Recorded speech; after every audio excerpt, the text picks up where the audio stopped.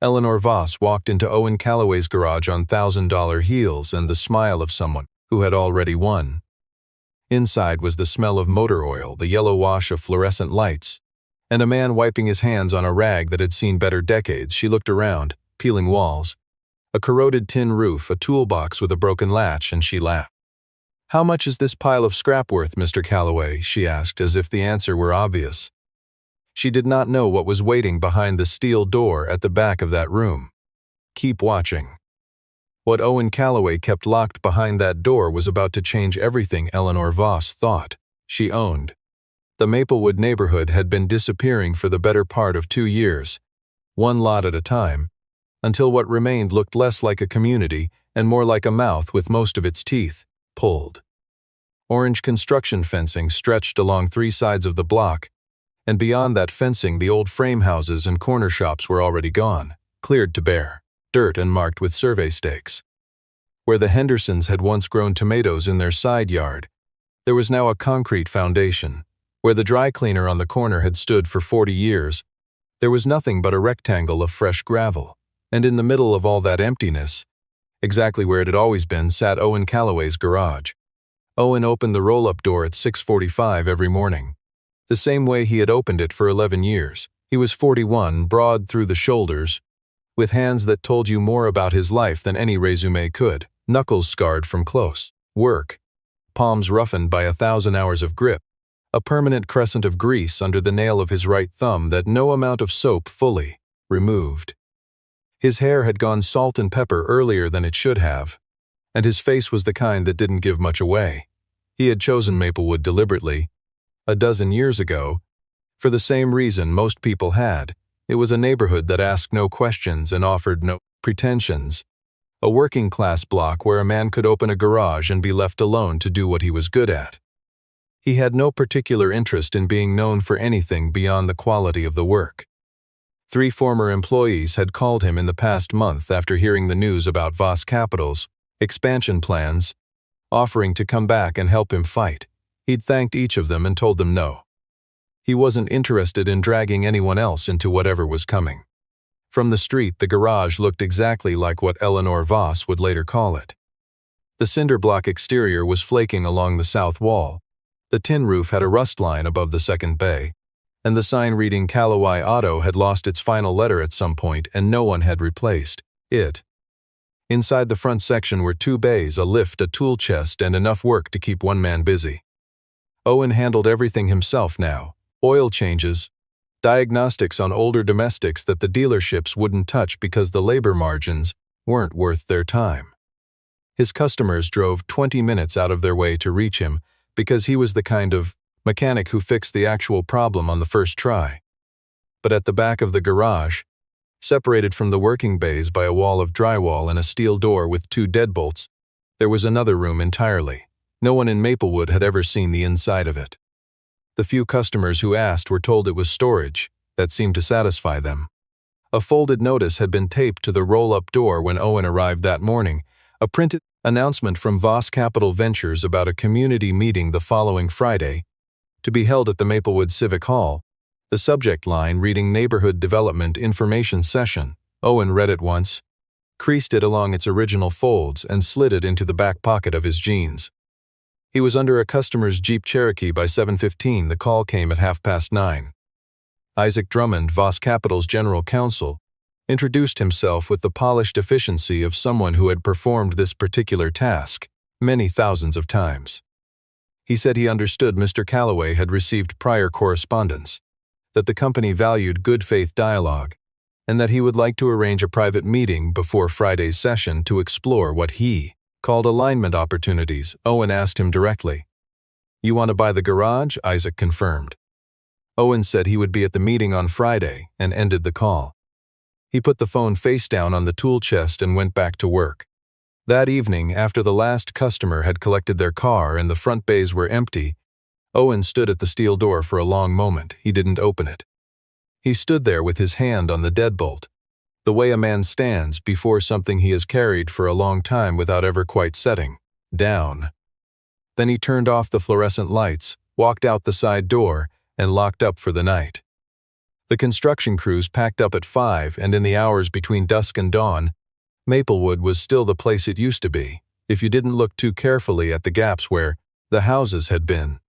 In the 41st floor office of Voss Capital Ventures, the entire Maplewood block was rendered in a three-dimensional site model that rotated slowly on the conference table's display screen.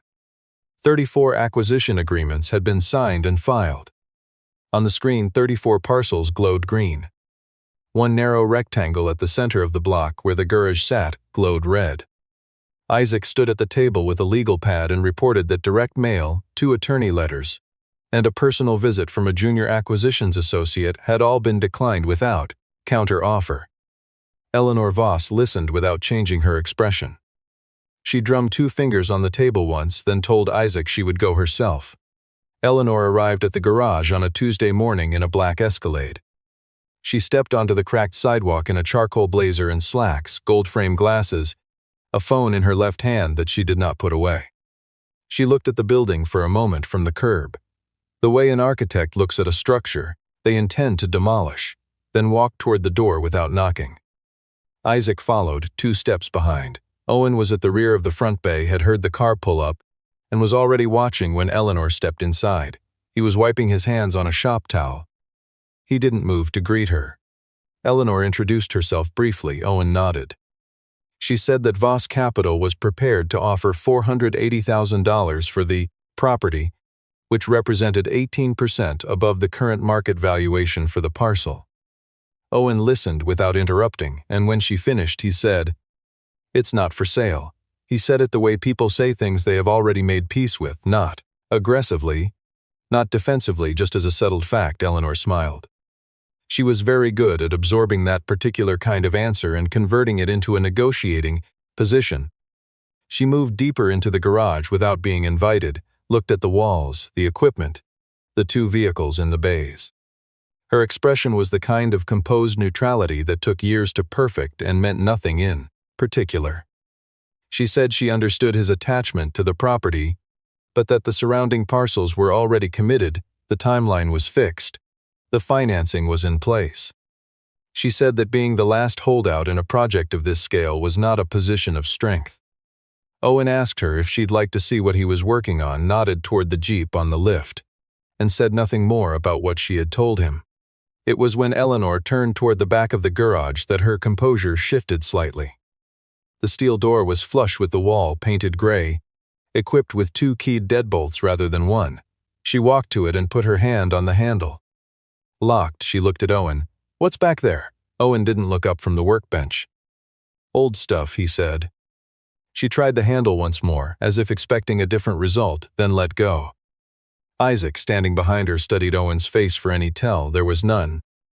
Eleanor set her business card on the corner of the tool chest on her way out. She said the offer would be raised to $550,000, that this was the final figure she would bring to him directly, and that she hoped he would give it serious consideration. Owen picked up the card. He looked at it. He set it back down in exactly the same spot where she had placed it.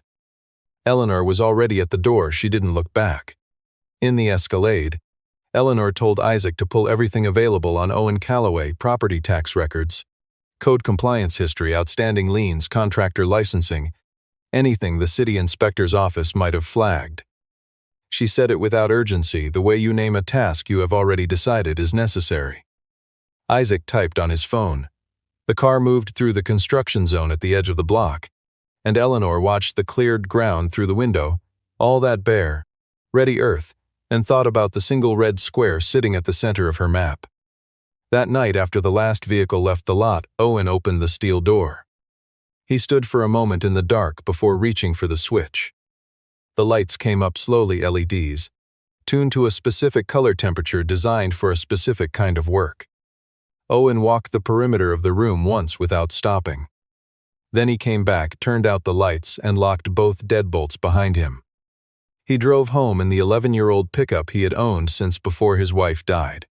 2 days after Eleanor's visit, a pair of city inspectors arrived at the garage at 8 in the morning. Owen had just finished an oil change and was wiping down the bay floor when they knocked on the open roll-up door and showed their credentials. They spent 40 minutes in the front section with clipboards and a moisture reader, testing the electrical panel, measuring the clearance under the mezzanine shelf, tapping the concrete floor when they left.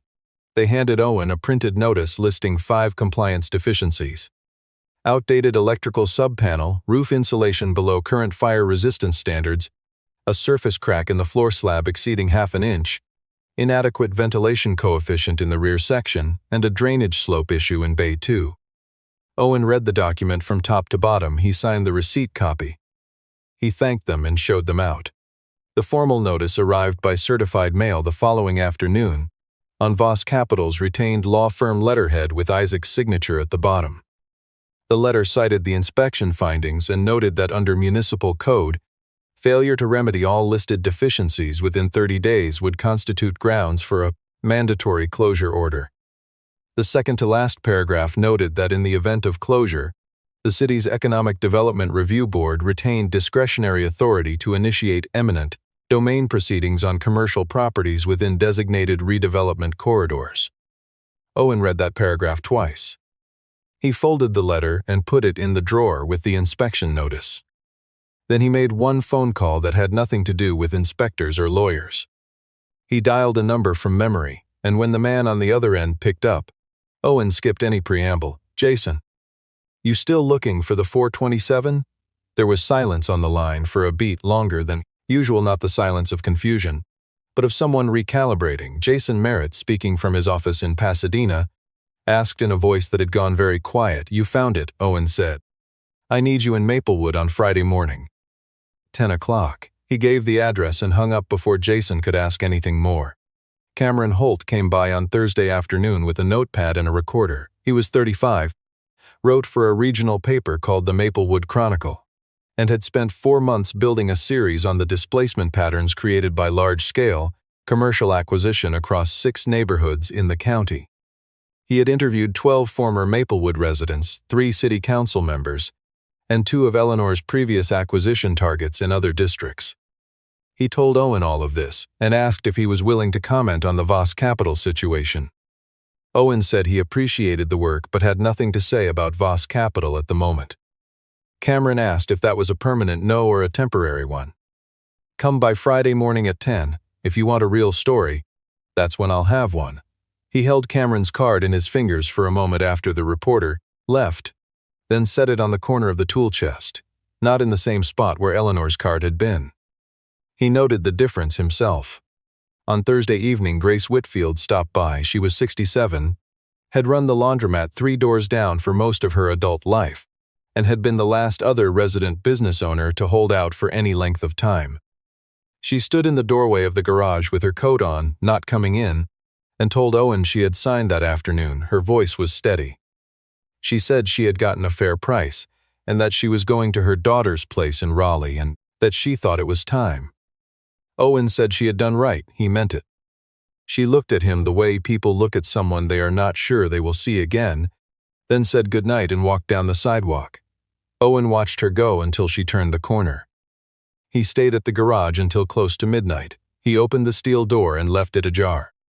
From outside, all anyone could have seen was the light, a warm amber rectangle cut into the back wall of the building, with the shadow of a man moving through it twice. Then the light went out and the night was quiet. Isaac called Eleanor at 11:15 to confirm that the compliance clock was officially running. 30 days. Eleanor asked whether Owen had made any contact with the city attorney's office. Isaac said no. She said, "He'll come around before Friday." She sounded certain she had learned, over many years and many transactions, to read the moment when resistance became acceptance, the point at which people stopped arguing terms and started negotiating exit. She believed Owen Calloway had already crossed that line. She was calculating on incomplete information. She did not know that yet. The Maplewood Civic Hall seated around 120, and by 7 o'clock on Friday evening it held something close to that number. The crowd was mixed. Former residents who had already signed and sold, a handful of current business owners from the surrounding blocks, 3 members of the city council, 2 aldermanic aides, several reporters, and a cluster of Voss Capital's financial partners, recognizable by their suits. Cameron Holt sat in the 3rd row with a notebook open and a pen already moving.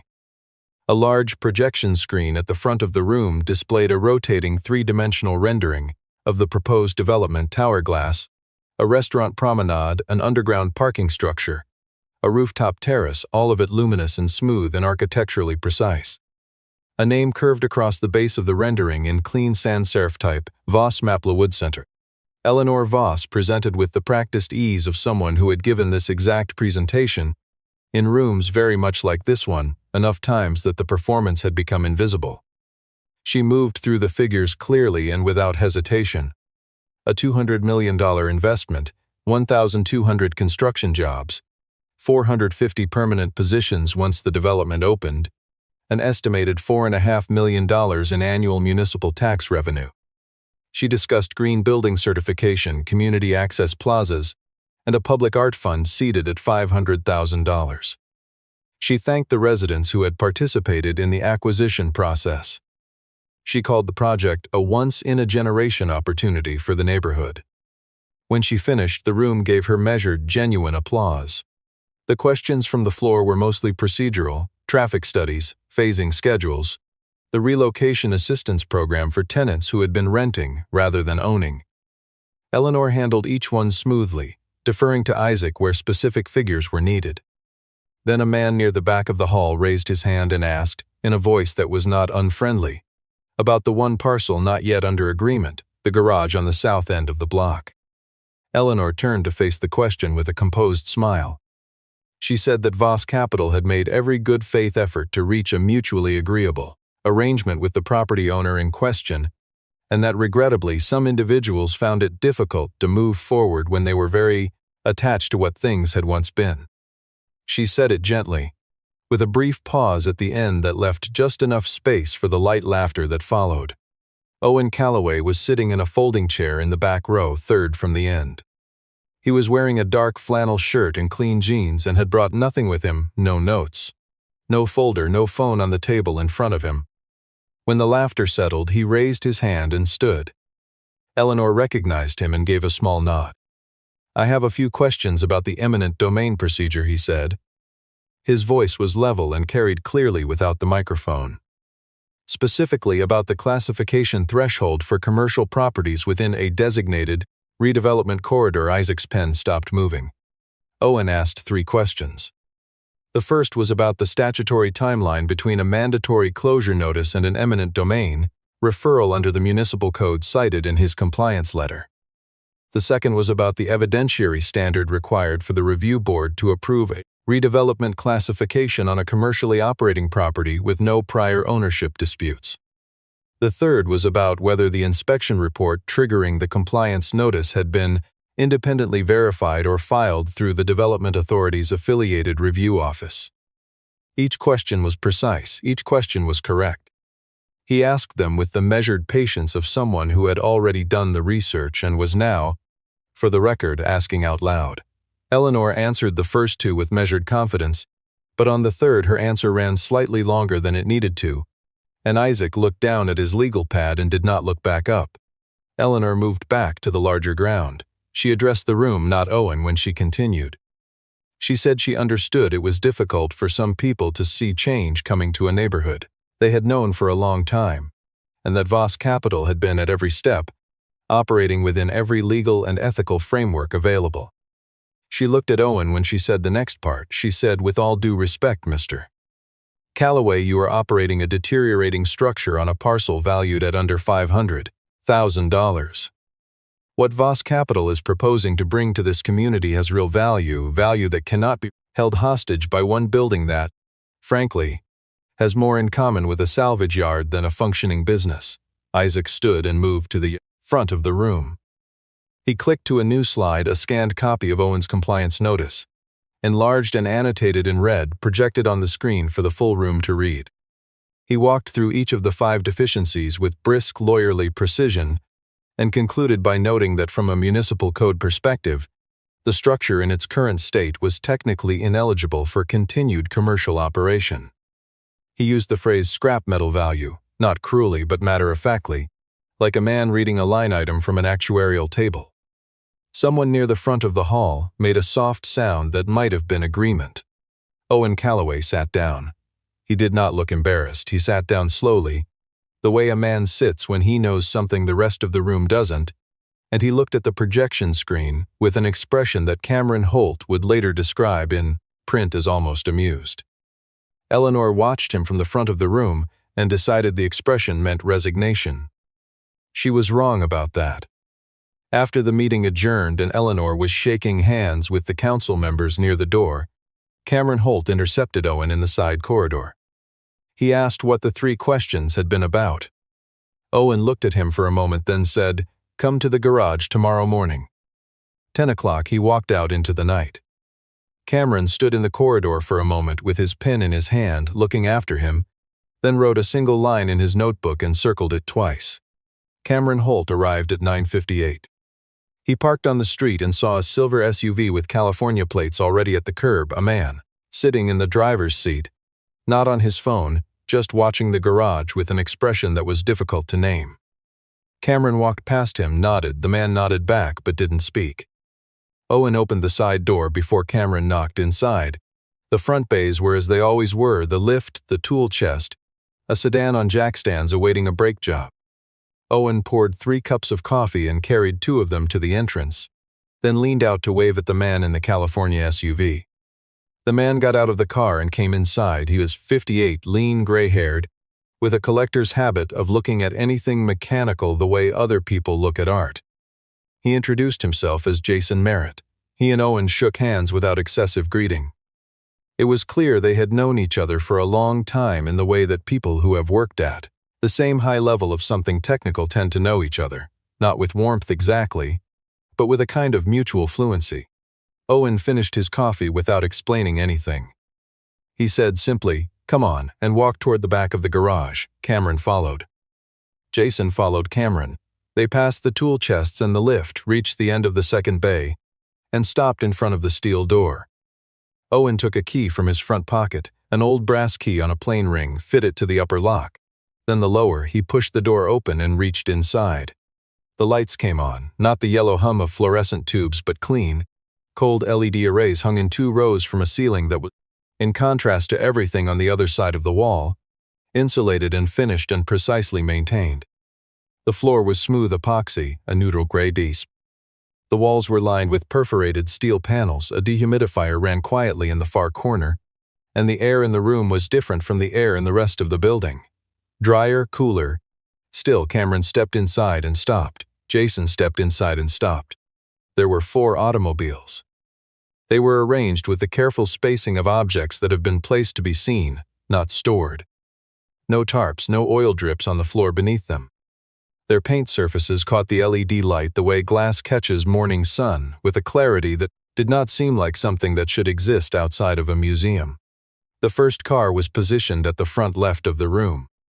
It was a 1967 Shelby GT500 in Brittany blue, with twin white racing stripes running hood to tail, chrome side pipes, and an engine that, even standing still, seemed to take up more space than physics should have allowed. Jason walked directly to it without looking at anything else. He crouched at the driver's door and looked at the VIN plate through the glass. He stood up. He walked around the front. He crouched again at the passenger's side and examined the door jamb data tag for a long moment. He stood up and looked at Owen. He did not say anything for almost 20 seconds. Then he said, "This is the Gainesville car," Owen said. Jason's voice, when he continued, had changed register, quieter, more careful. "It's been missing since 1971, Owen said. "I know." The second car was a 1969 Dodge Charger Daytona in original unrestored condition. One of roughly 70 remaining examples in the world, the famous aerodynamic nose cone and rear wing intact, the paint a deep red that had oxidized over decades to something richer than its original formula. The third was a 1970 Plymouth Cuda 446 pack in Torred 4-speed manual, with the original window sticker still tucked in the glove box and a factory build sheet folded beneath the driver's seat. Each car had documentation, not photocopied, not reconstructed, but original paper. Window stickers, broadcast sheets, dealer invoices, title chains going back to the year of manufacture. Owen kept the papers in archival quality folders in a fireproof cabinet bolted to the wall near the dehumidifier. The fourth car stood at the back of the room, and it was different in kind from the others. It was lower, wider, shaped by engineering rather than period-design fashion.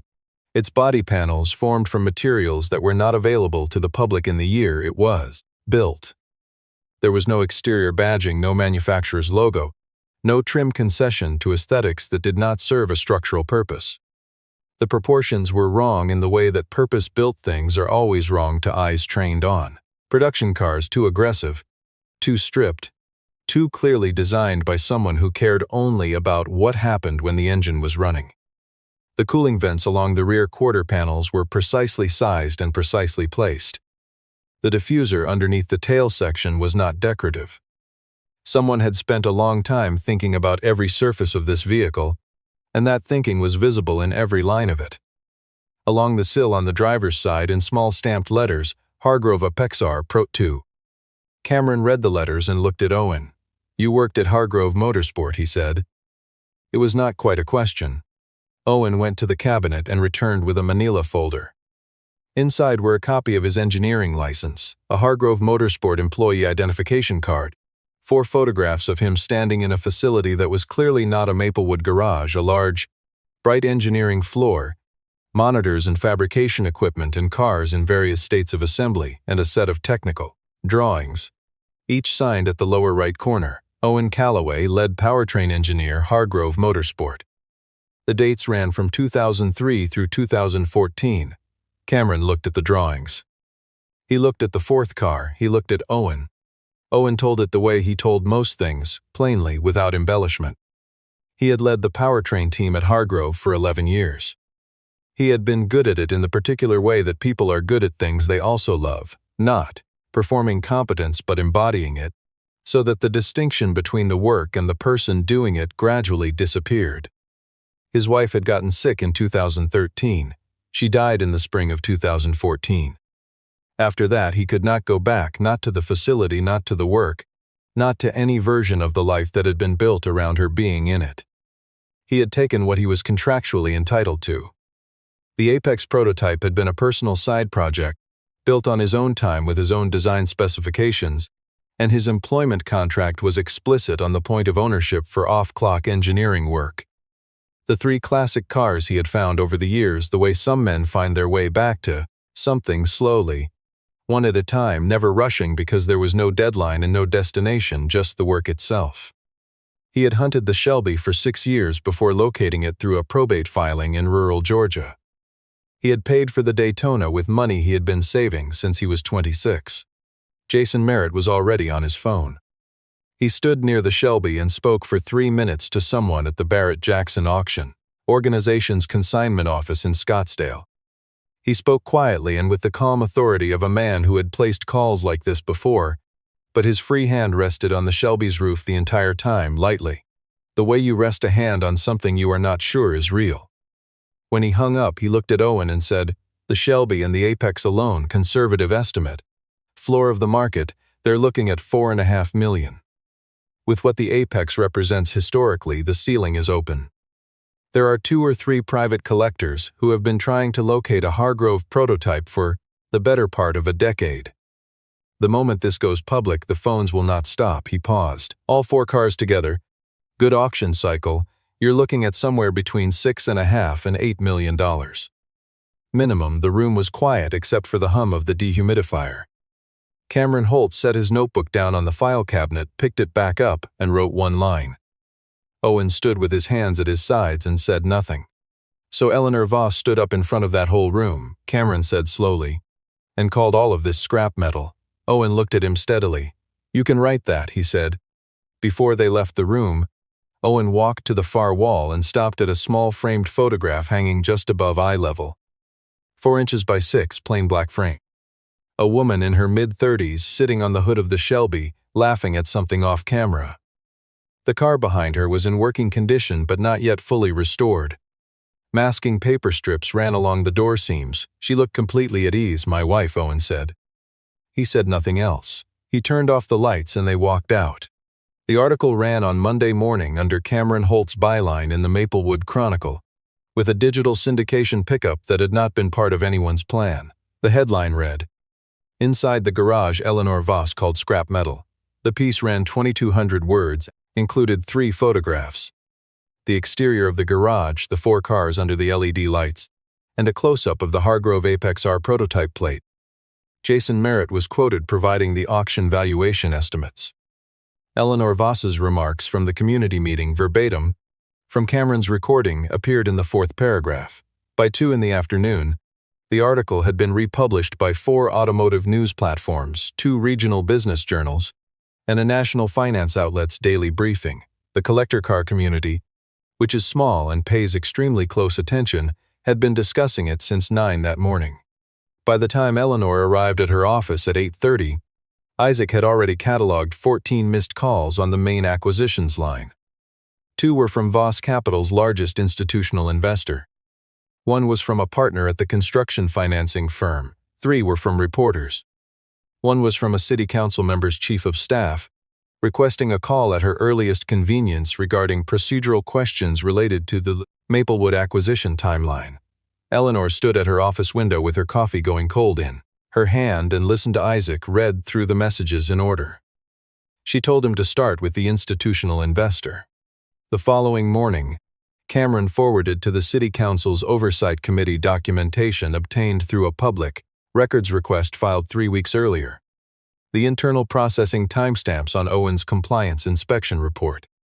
The report had been submitted to the city's inspection scheduling office 48 hours after Owen declined Eleanor's $550,000 offer. The committee's standard processing queue for non-emergency commercial inspections ran at approximately 11 business days. Owen's inspection had been moved to priority status by a request logged under the Development Authority's liaison account, a procedural option that existed for health and safety emergencies, not for general code enforcement. Isaac's name did not appear on the request. But the liaison account was registered to a firm that Voss Capital had retained for permit facilitation services. Eleanor called Owen herself on Wednesday morning, no intermediary, no assistant on the line first. Owen picked up and waited. She said she wanted to discuss a revised arrangement. Voss Capital was now prepared to offer $1.2 million for the garage property, more than double the last figure. She said this reflected a more accurate assessment of the property's strategic value. Owen listened without interrupting, and when she was done, he said, "I'm not selling the garage, miss." Voss Eleanor was quiet for a moment. Then she asked with a directness that surprised even her what it was that he actually wanted. Owen said 3 things. First, the 3 eastern parcels on the Maplewood block that you have acquired but have not broken ground on yet. Sell them back to the Community Land Trust at your original acquisition cost, no markup. Second, withdraw the compliance notice and the associated eminent domain language officially through the city attorney's office. Third, a public statement, not a press release, a statement with your name on it, acknowledging that the acquisition process in Maplewood caused harm to longtime residents who deserved better than what they received. He said nothing else. He waited. The silence on the line lasted 15 seconds. Eleanor said she would have her team review the requests and respond through appropriate channels.